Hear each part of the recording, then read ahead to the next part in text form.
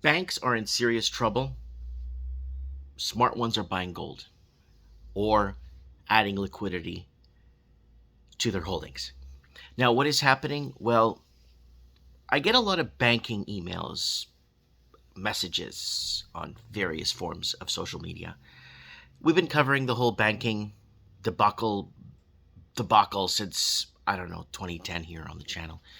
And we've been kind of going through it and breaking down the different measures and availabilities for the banks and creative ways to make money, or creative ways to create products to take their customers for a ride in some cases. In most cases, actually, it's gotten to such high levels of greed where if you were to scratch the surface of what was put on the books or what banks have been doing the last 10 years, you would take a step back and say, wow, my banks were never here to help me.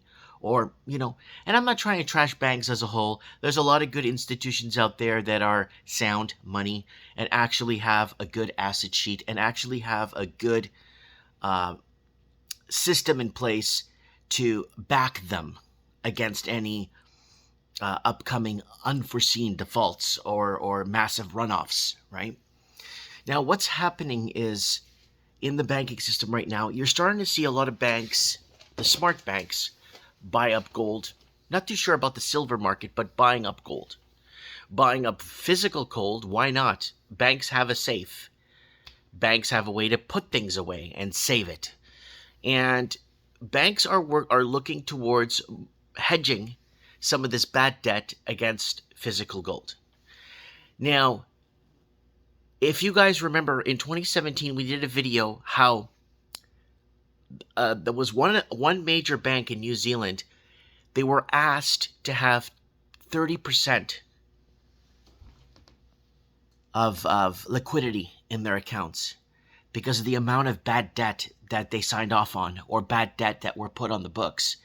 Basically, they were seeing that in 2017 that it was going to falter, and then that they were raising rates at the time. Then they paused, pivoted, and then lowered rates. And then 2019 came in, we were having problems with money velocity, repo markets, and the whole world was protesting no confidence in governments. We've been through this many times.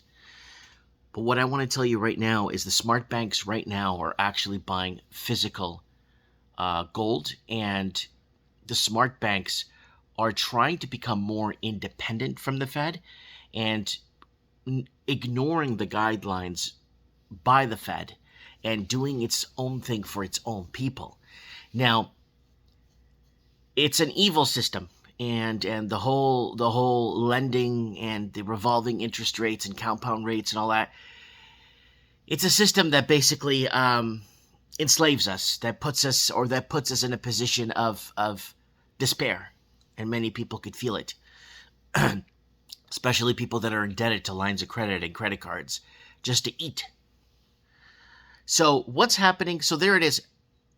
In my belief, there will be runoffs on the monetary system. Banks will be defaulting left, right, and center pretty much on a week. It's going to start on a monthly basis, then it's going to go semi-weekly basis, then weekly basis, then daily basis, where banks will just default, and a portion of their defaults will be no confidence in governments, aka no confidence in my banking, so I will go ahead and pull my money out of the bank.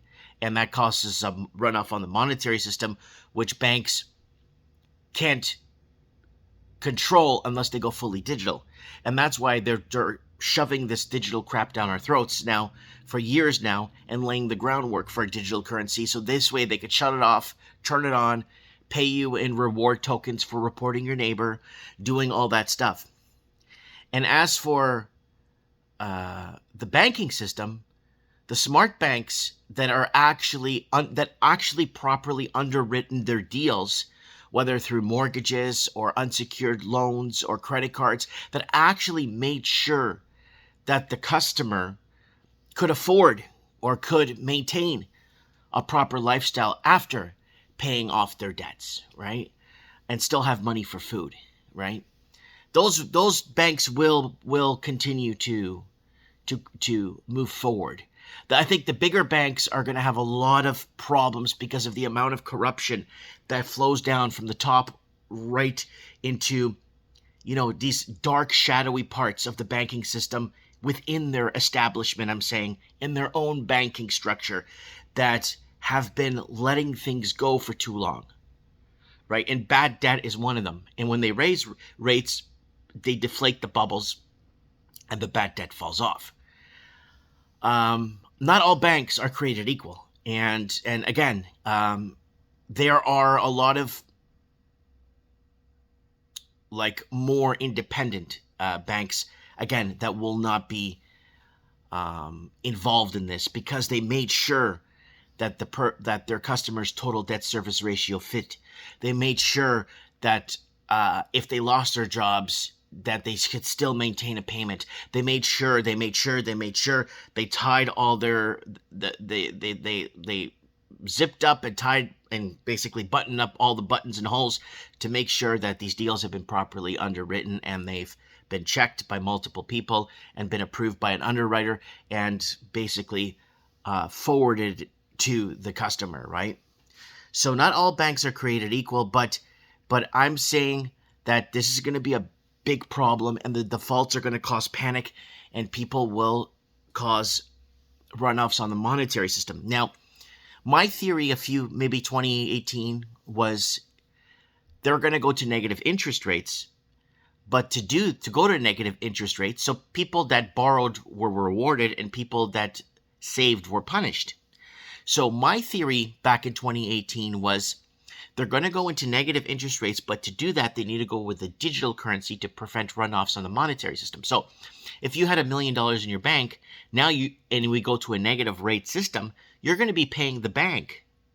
You're going to be paying the bank for having money in it, right? There's a couple of German banks that if you have over 200,000, you're paying the bank for having your money there.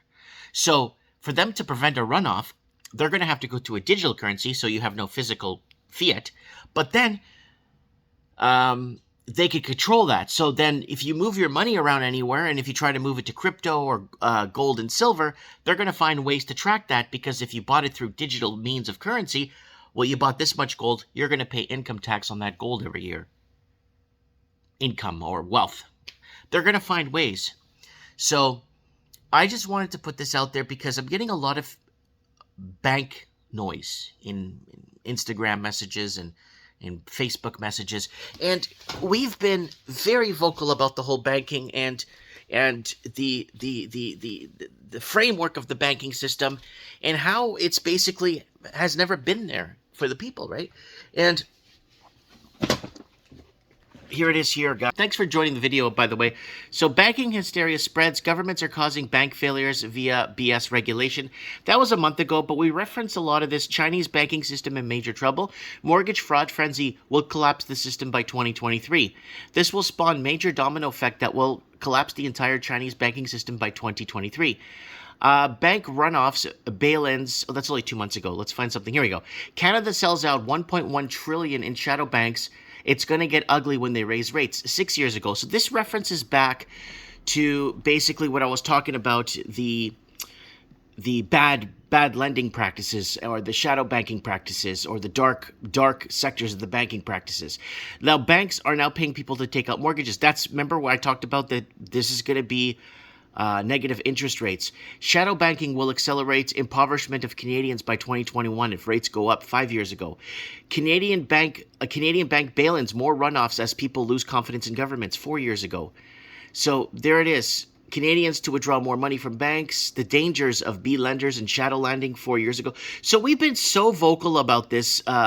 First Republic Bank collapses. Housing needs to go back to average income earners, not money laundering 5 years ago. So it just keeps going on. The Great White Short, as Canadian banks are in dire straits right now and their books are not holding up, and why banks want to go cashless, and just going into, look, bank runs out of liquidity 4 years ago.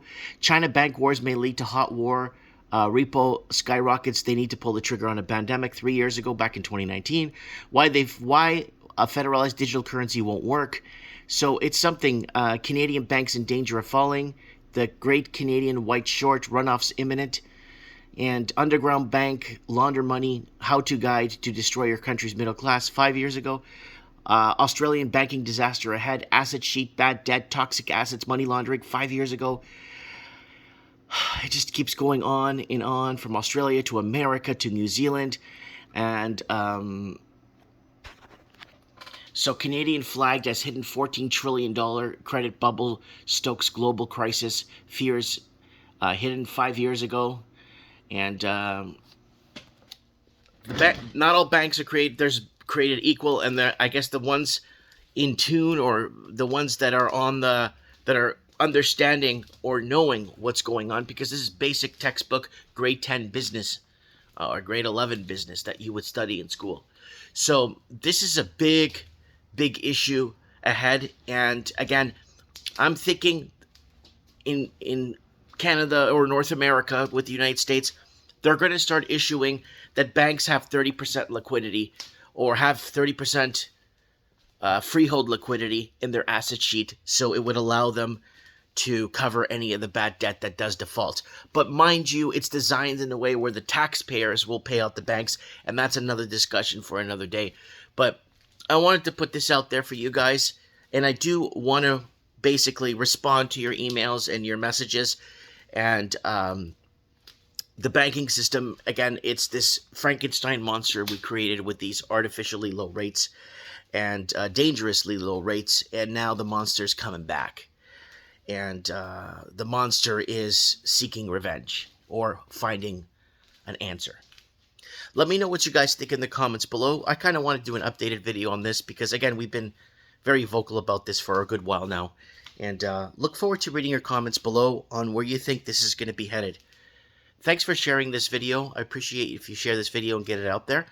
And I'll see you guys this Saturday on Mike in the Night. Mike Martin's here. I have spoken.